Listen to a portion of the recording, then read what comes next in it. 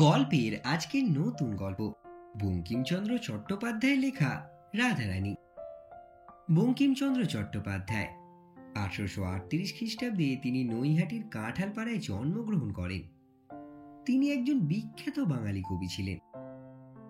তার লেখা উল্লেখযোগ্য উপন্যাসগুলির মধ্যে রয়েছে দুর্গেশ নন্দিনী, কপালকুণ্ডলা, মৃণালিনী ইত্যাদি।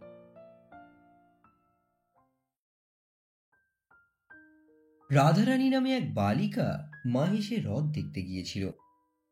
বালিকার বয়স একাদশ পরিপূর্ণ হয়নি। তাদের অবস্থা আগে ভালোই ছিল, বড় মানুষের মেয়ে, কিন্তু তার পিতা নেই। তার মাতার সঙ্গে একজন জ্ঞাতির একটি মোকদ্দমা হয়, সর্বস্ব নিয়ে মোকদ্দমা। মোকদ্দমাটি বিধবা হাইকোর্টে হারল। সে হারা মাত্র ডিক্রিদার জ্ঞাতি ডিক্রি জারি করে ভদ্রাসন থেকে তাদেরকে বের করে দিল। প্রায় 10 লক্ষ টাকার সম্পত্তি ডিক্রিদার সব নিয়ে নিল। খরচা ও আশীর্বাদ দিতে নগদ যা ছিল তাও গেল। রাধারানীর মা অলংকার বিক্রি করে প্রিভি কাউন্সিলে একটি আপিল করল, কিন্তু আর আহারের সংস্থান রইল না। বিধবা একটি কুটিরে আশ্রয় নিয়ে কোনো প্রকারের শারীরিক পরিশ্রম করে দিন পার করতে লাগলো। রাধারানীর বিবাহ দিতে পারল না। কিন্তু দুর্ভাগ্যক্রমে রথের আগেই রাধারানীর মা ঘোরতর পীড়িতা হলো। যে কায়িক পরিশ্রমে দিনপাত হতো তা বন্ধ হলো। সুতরাং আর আহার চলে না, মাতা রূপ না। এজন্য কাজেই তাহার উপবাস। রাধারানী জুটল না বলে উপবাস। রথের দিন তার মা একটু বিশেষ হলো, পথ্যের প্রয়োজন হলো। কিন্তু পথ্য কোথায়, কে দেবে? রাধারানী কাঁদতে কাঁদতে কতগুলো বন ফুল তুলে তার মালা গাঁথল। মনে করলো যে এই মালা রথের হাটে বিক্রি করে 2-1 পয়সা পাবে, তাতেই মার পথ্য হবে। কিন্তু রথের টান অর্ধেক হতে না হতেই বড় বৃষ্টি আরম্ভ হলো। বৃষ্টি দেখে লোক সকল ভেঙে গেল। মালা কেউ কিনল না। রাধারানী মনে করলো যে আমি একটু না হয় ভিজলাম, বৃষ্টি থামলে আবার লোক জমবে।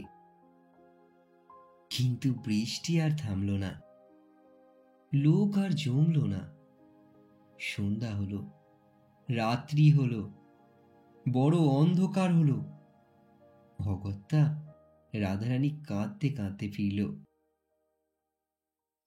অন্ধকার পথ, কাদাময় পিচ্ছিল, কিছুই দেখা যায় না।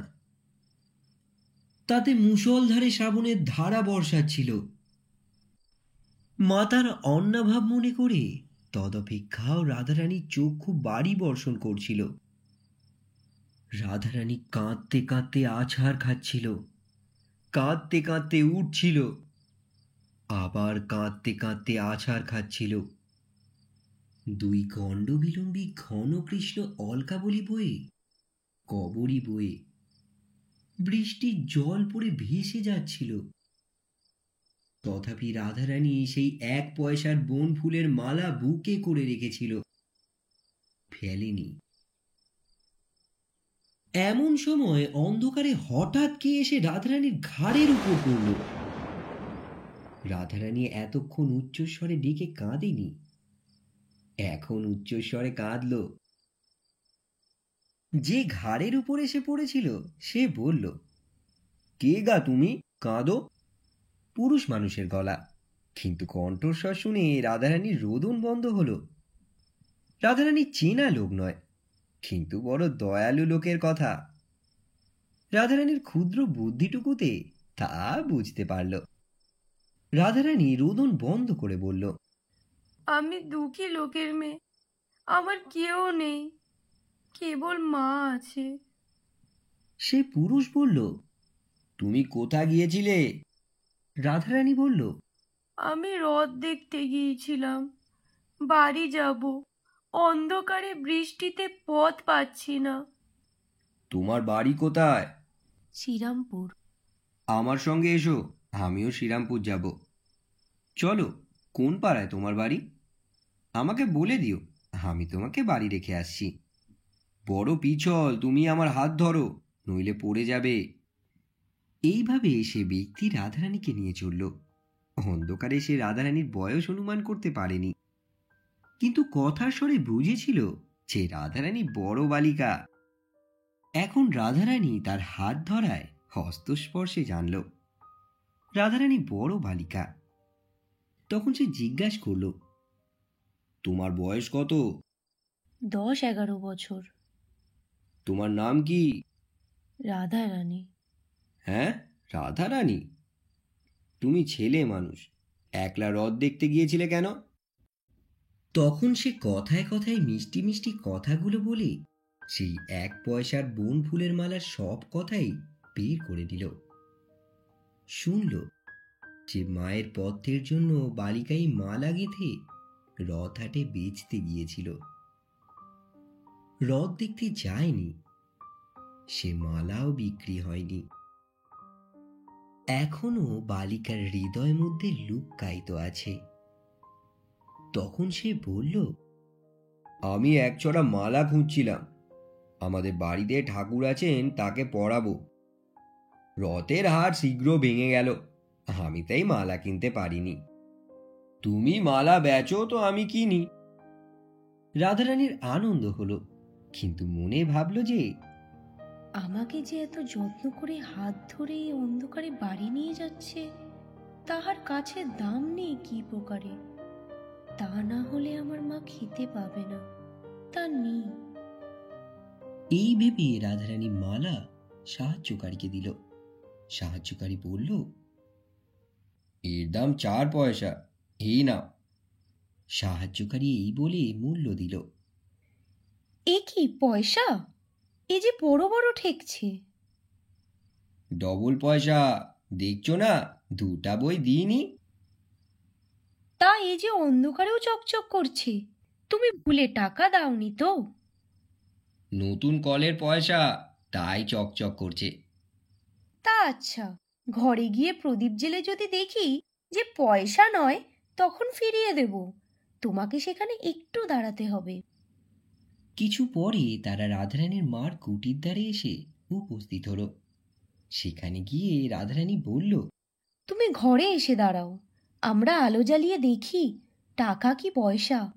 সঙ্গী বলল, আমি বাইরে দাঁড়িয়ে আছি, তুমি আগে ভিজে কাপড় ছাড়ো, তারপর প্রদীপ জ্বালিও। রাধারানী বলল, আমার আর কাপড় নেই, একখানি ছিল, তাও কেচে দিয়েছি। তা আমি ভিজে কাপড়ে সর্বদাই থাকি, আমার ব্যামো হয় না। আঁচলটা নিগড়ে পড়বো এখন। তুমি দাঁড়াও, আমি আলো জ্বালি। ঘরে তেল ছিল না, সুতরাং চালের খড় পেরে চকমকি ঢুকে আগুন জ্বালাতে হলো। আগুন জ্বালাতে কাজে কাজেই কিছুটা বিলম্ব হলো।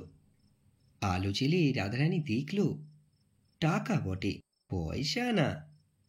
তখন রাধারানী বাইরে এসে তল্লাশি করে দেখল যে টাকা দিয়েছে সে নেই, চলে গিয়েছে। রাধারানী তখন বিষণ্ণ বদনে সকল কথা তার মাকে বলল। মুখ পানি চেয়ে রইল।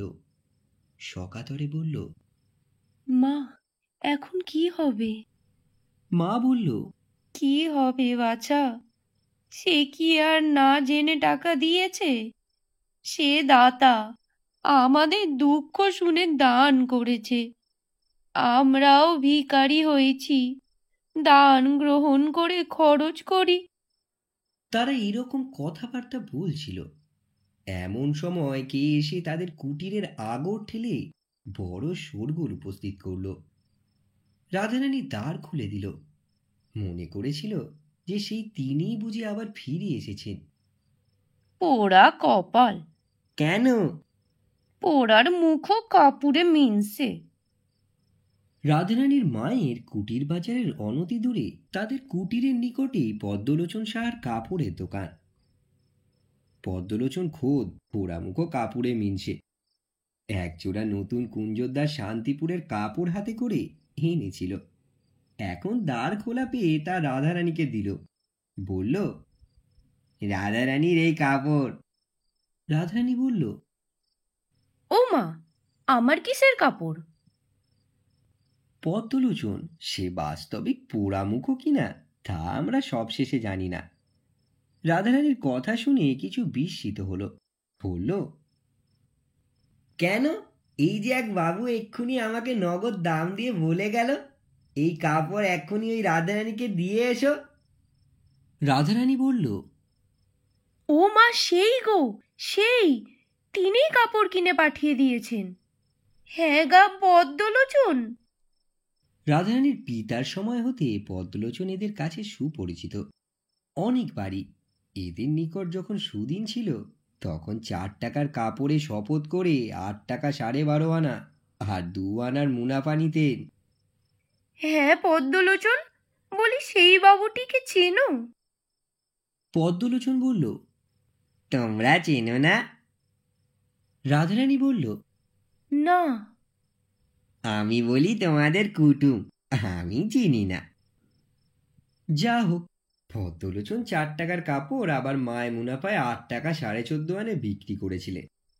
আর অধিক কথা বলবার প্রয়োজন নেই, বিবেচনা করে প্রসন্ন মনে দোকানে ফিরে গেলেন। এদিকে রাধারানী প্রাপ্ত টাকা ভাঙিয়ে মায়ের পথ্যের উদ্যোগের জন্য বাজারে গেল। বাজার করে তেল এনে প্রদীপ জ্বালালো। মার জন্য যথাসম্ভব রান্না করলো।